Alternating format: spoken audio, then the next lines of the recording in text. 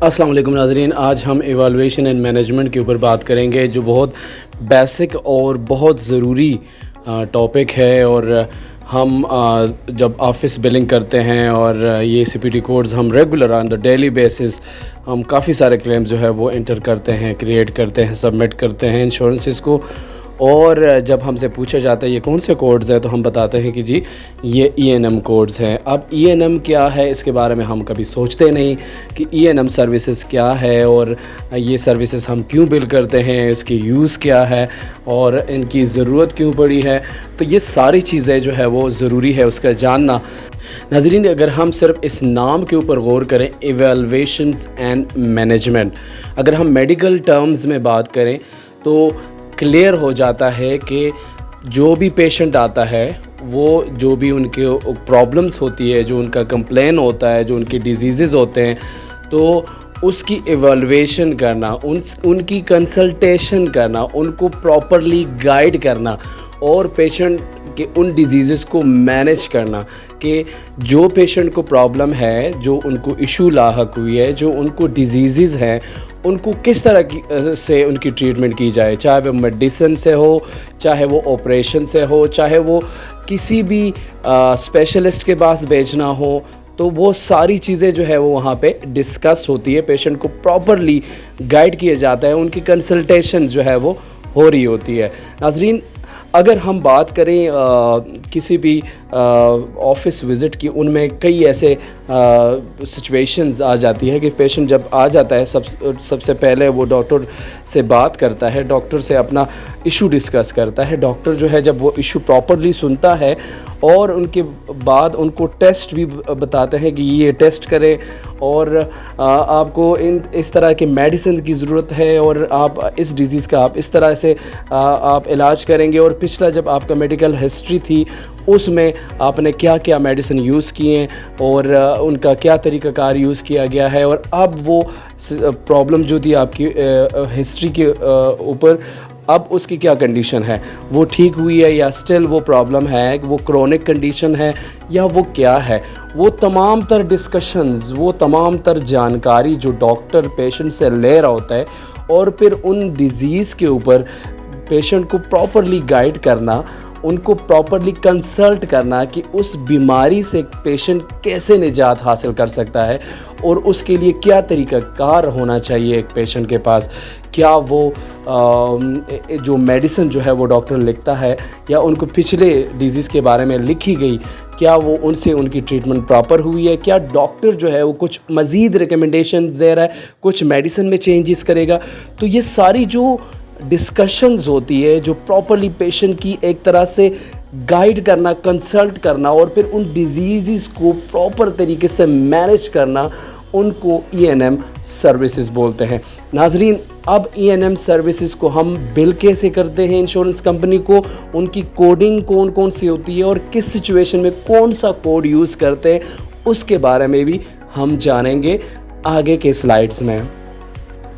New patient. A new patient is any patient who has not received any professional services from the provider at the same specialty in the same group from the last 3 years. ناظرین، new patient کون سا patient ہوتا ہے؟ New patient وہ ہوتا ہے جنہوں نے 3 سال سے اسپیسیفک پرووائڈر سے، اسپیسیفک اسپیشلٹی کے ڈاکٹر سے، اور جس گروپ میں ڈاکٹر بیٹھتا ہے، جن کی سروسز، لیٹ سپوز اگر ہم ان کی بلنگ کر رہے ہوتے ہیں اس اسپیشلٹی میں، اس فیسلٹی میں، اس گروپ میں، اگر پیشنٹ لاسٹ 3 ایئر سے نہ آیا ہو اور 3 سال کے بعد وہ ڈاکٹر سے چیک اپ لے رہا ہو، تو اس کو ہم نیو پیشنٹ کنسیڈر کریں گے، کیونکہ وہ 3 سال بعد آیا ہے اسی لوکیشن پہ، اسی سروسز کے لیے، اسی گروپ کے لیے اور اسی ڈاکٹر سے، تو اس کو ہم نیو پیشنٹ کنسیڈر کرتے ہیں۔ ناظرین، سمپل ڈیفینیشن تھی کہ نیو پیشنٹ کیا ہے۔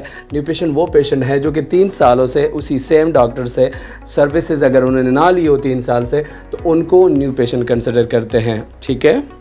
ناظرین، ان کے لیے ہم کوڈز کون سے یوز کرتے ہیں، وہ سٹارٹ فرام 99201 سے 99205 تک جو ہے کوڈ کا جو رینج ہے وہ نیو پیشنٹ میں کاؤنٹ ہوں گے.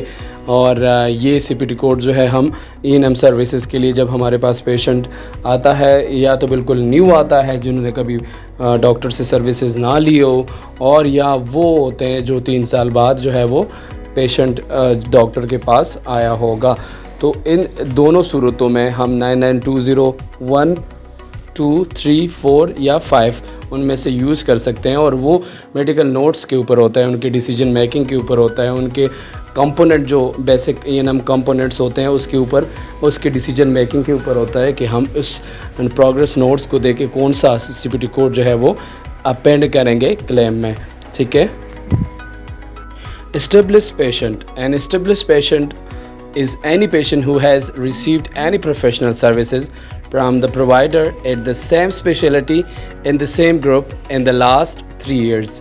ناظرین یہ بالکل نیو پیشنٹ کے اپوزٹ ہے. اس میں یہ تھا کہ نیو پیشنٹ ایک تو بالکل فرسٹ ٹائم آیا ہو وہ بھی نیو پیشنٹ ہوتا ہے, یا 3 سال بعد آیا ہو تو وہ نیو پیشنٹ ہوتا ہے. یہاں پہ 3 سالوں کے اندر جو پیشنٹ جو ہے وہ انہوں نے وزٹ کیا ہو ڈاکٹر کا اسی اسپیشلٹی اسی گروپ میں, تو اس کو کنسیڈر کیا جاتا ہے اسٹیبلش پیشنٹ. یعنی 3 سالوں میں وہ پیشنٹ لازمی انہوں نے اسی گروپ میں اسی ڈاکٹر سے سروسز انہوں نے لی ہو, تو تب ہی ہم ان کو اسٹیبلش پیشنٹ کہتے ہیں.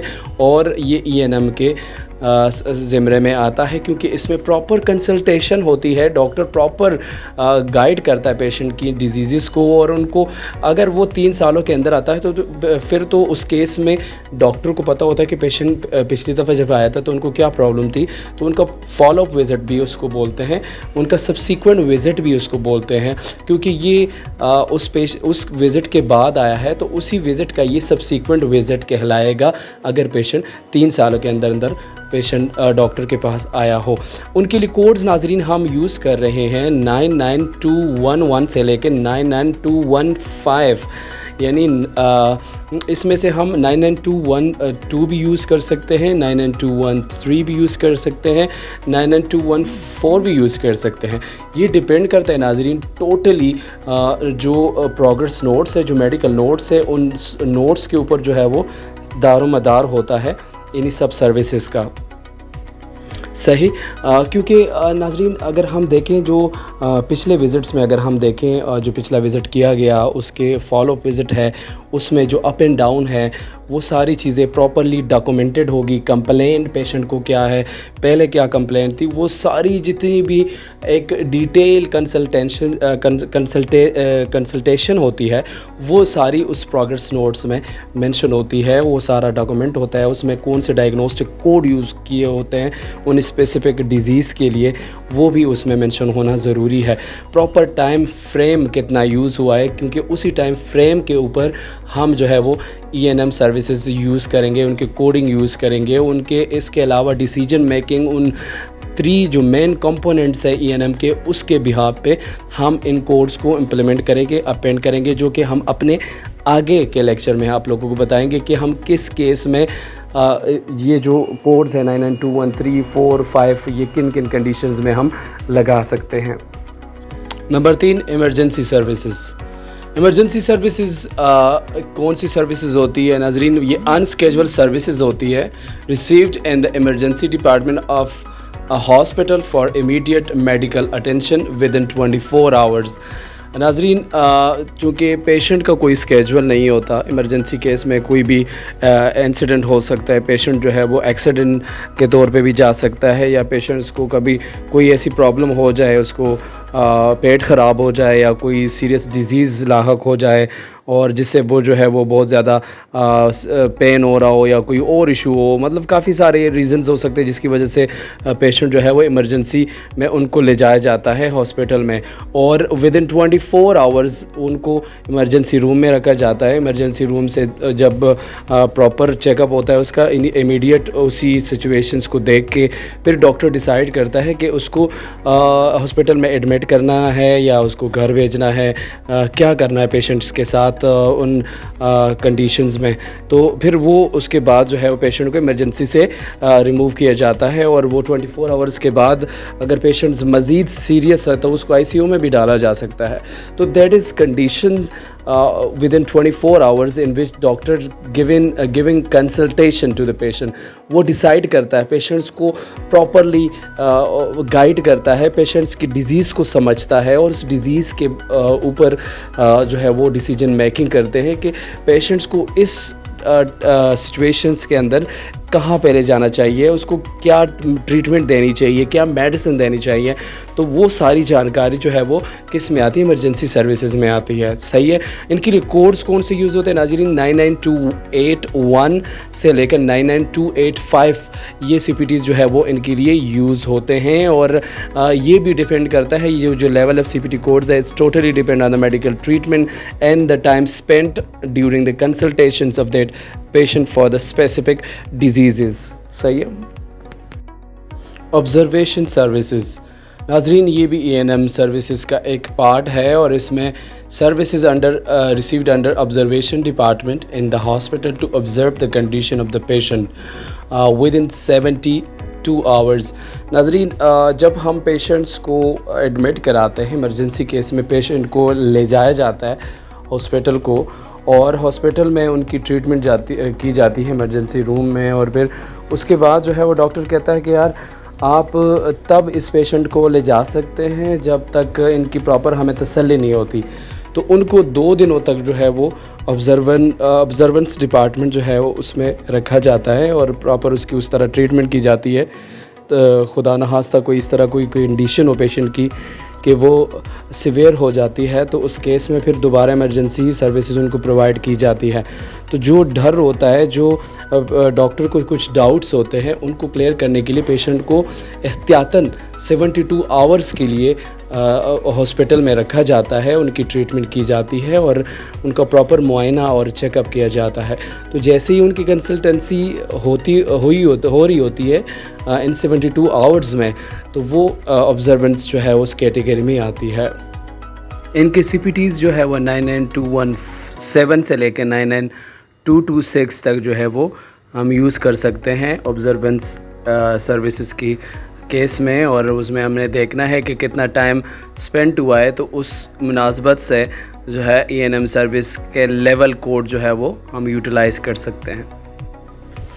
इन पेशेंट सर्विसेज नाज़रीन, ये हॉस्पिटल सर्विसेज होती है जब पेशेंट एडमिट होता है आफ्टर ऑब्जर्वेशन और उस डॉक्टर को ये फ़ील होता है कि अब पेशेंट को एडमिट होना चाहिए।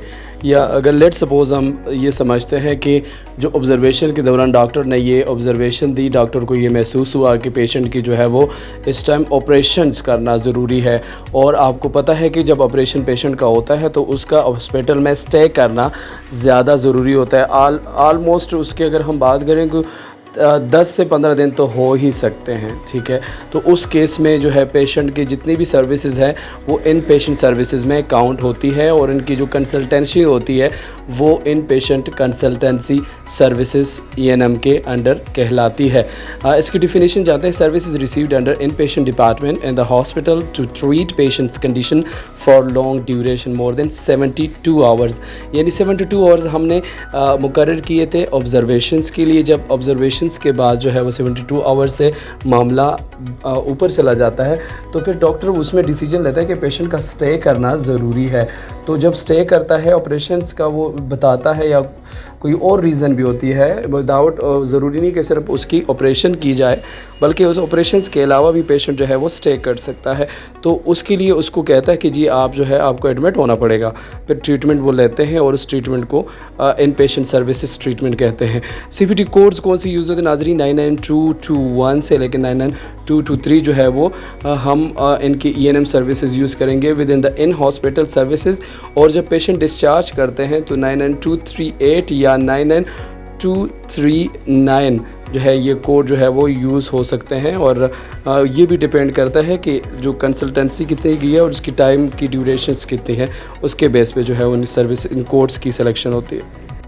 और इस डिस्चार्ज डिसीजंस के ऊपर जो है वो प्रॉपर असेसमेंट करता है डॉक्टर। और चाहे वो آبزرونس کے کیس میں ہو تب بھی وہ ڈسچارج کوڈ یوز ہوتے ہیں، اور اگر ہم اس کو ان پیشنٹ ایڈمٹ کر کے بھی ان کو اگر ڈسچارج کیا جاتا ہے تب بھی جو ہے وہ اس کے ڈسچارج کے پراپر اسسمنٹ ہوتی ہے. تو اس کے بیس پہ جو ڈسچارج کوڈز ہیں وہ totally depend on the assessment for the discharge.